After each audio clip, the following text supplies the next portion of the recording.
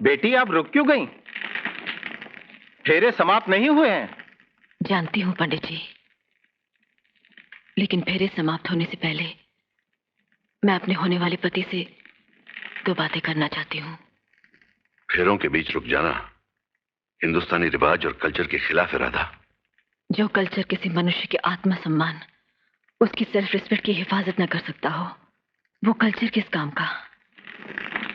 आप अपने पिताजी से कहिए कि वो मेरे पिताजी की पगड़ी अपने कदमों से उठाकर उनके सर पर रख दें।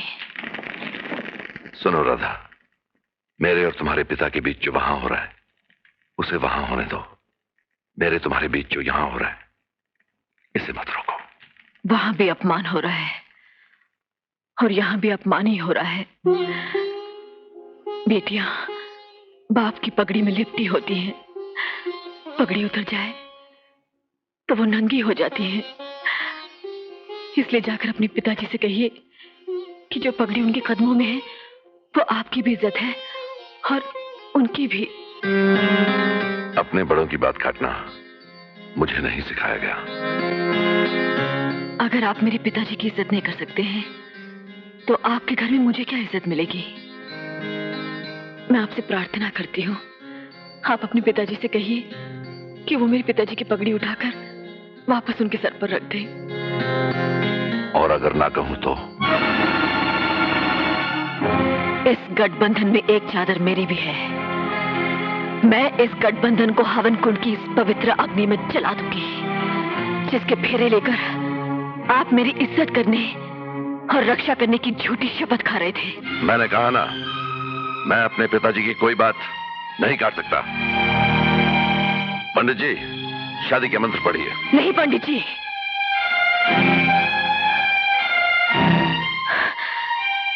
जिस शादी का आधार प्रेम न हो, मान सम्मान न हो, वो शादी शादी नहीं बल्कि हमारी संस्कृति का अपमान है।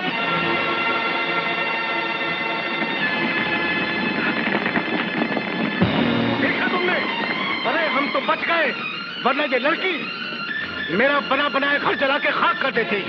तुम अपनी बेटी के लिए कोई और लड़का ढूंढ लो, मैं बारात वापस ले जाऊंगा। ऐसा कहो, मेरे दरवाजे पर आई हुई बारात वापस न ले जाओ। वापस न ले जाओ तो क्या यहाँ रुक कर अपना और अपने बारातियों का अपमान कराओ? चलो बेटे चलो यहाँ से। नहीं, मैं हाथ जोड़ता हूँ। नहीं डैडी, आप हाथ मत जोड़िए, जाने दीजिए इन्हें। ये बारात नहीं, अपना बेटा बेचने वालों की एक टोली है जो हमारे हिंदुस्तानी सभ्यता की अर्थी उठाने आई है। तुम चुप रहो। अपनी बेटी को हिंदुस्तानी बहू होने की तहजीब सिखाओ उमराव, वरना इस घर में जो भी बारात आएगी इसी तरह वापस लौट जाएगी। हट जाओ, चलो बेटे चलो यहाँ से, चलो। रघुवीर, रघुवीर, रुक जाओ भाई, मेरे दोस्तों, मैं कहाँ हो जाऊंगा? रघुवीर, रुक जाओ रघुवीर, मैं हाथ जोड़ता हूँ। हट जाओ उमराव। सुनो रघुवीर, बैठो बेटे। रघुवीर, रुक जाओ बेटे, रुक जाओ। रघुवीर, मुझे कुछ नहीं सुनना। मैं हाथ जोड़ता हूँ। ड्राइवर गाड़ी चलाओ। रघुवीर, मैं तबाह हो जाऊंगा, मैं तबाह हो जाऊंगा। जी, घर से बारात लौट गई। अरे बाप का तो मुंह काला हो गया।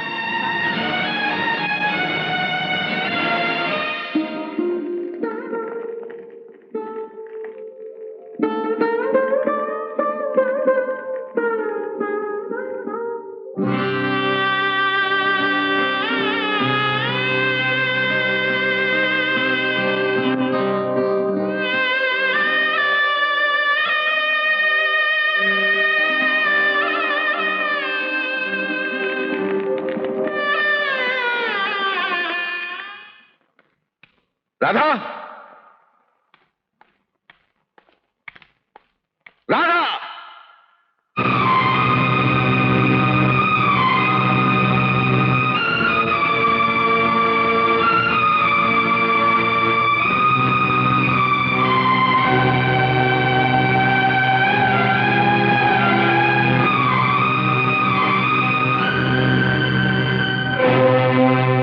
डैडी, आपकी पगड़ी।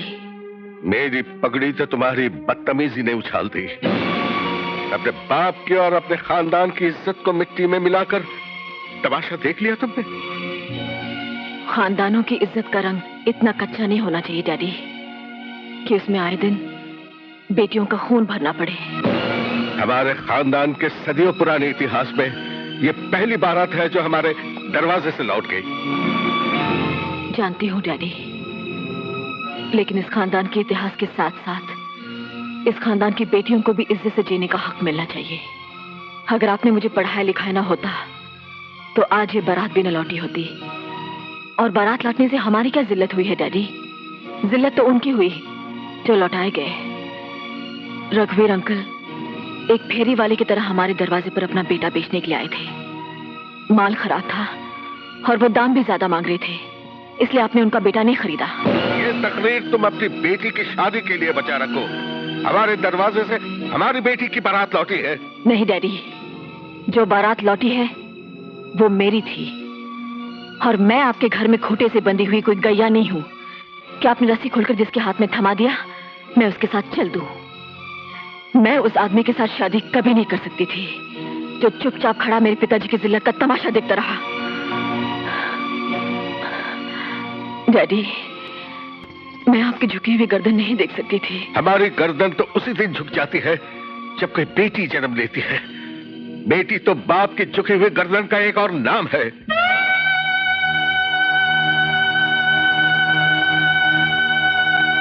शायद इसलिए आप लोग पहले जमाने में बेटी को जन्म लेते ही जिंदा गाड़ दिया करते थे। मतलब यह कि आपने मुझे जो प्यार दिया वो प्यार नहीं, दिखावा था। मतलब यह कि मैं आपकी बेटी नहीं, अपमान हूँ जिसे आप दिल पर पत्थर रखकर झेल रहे थे। खामोश!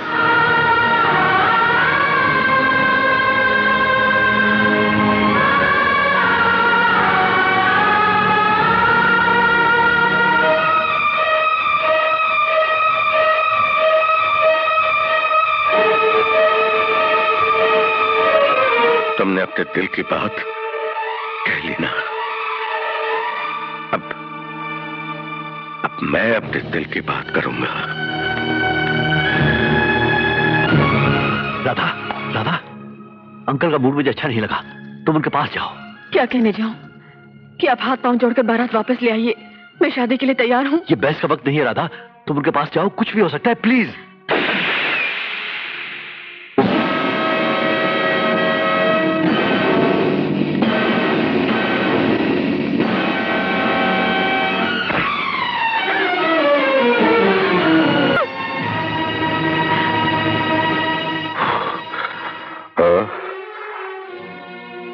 और कोई रास्ता नहीं था।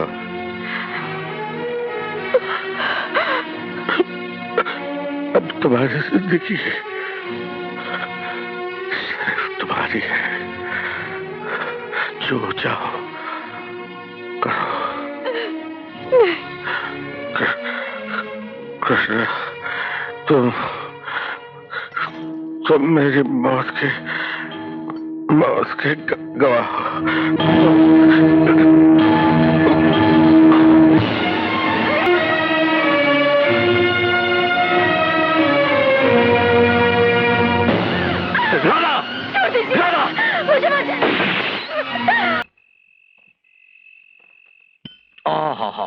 जायकेदार बना है, सूप अच्छा है।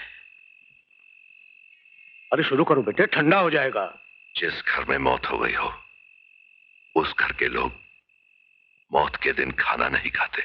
हाँ हाँ, वो तो ठीक है, मगर इस घर में किसकी मौत हुई है? आपको किसी ने बताया नहीं कि आपके दोस्त तुमराव सिंह जी का मर्डर हो गया है? फिजूल की बातें मत करो। अगर आप बेटी वाले होते तो आपको ये बातें फजूल नहीं लगती, मगर आप तो बेटे वाले। अरे तो क्या मैंने उससे कहा था वो आत्महत्या कर ले? देखो बेटे, मैं दुनिया वालों से अलग नहीं हूं।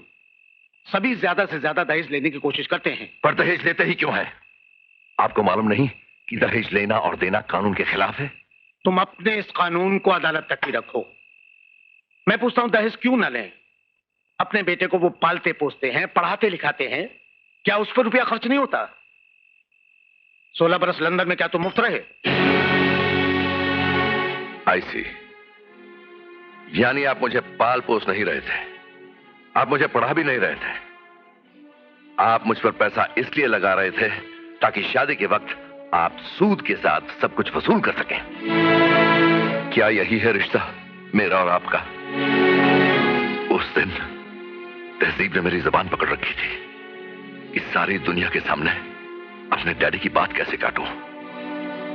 लेकिन डैडी, आइंदा मैं चुप नहीं रहूंगा।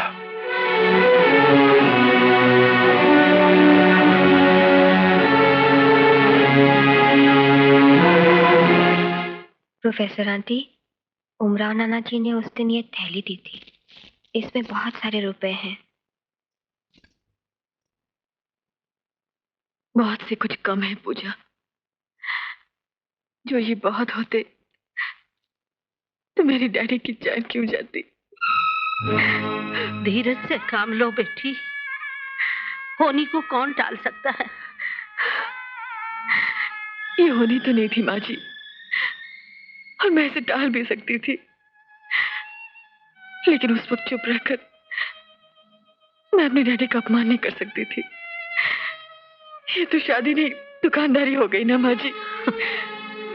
बेटी, तू एक तरह से ठीक ही कह रही है, लेकिन कोई क्या कर सकता है।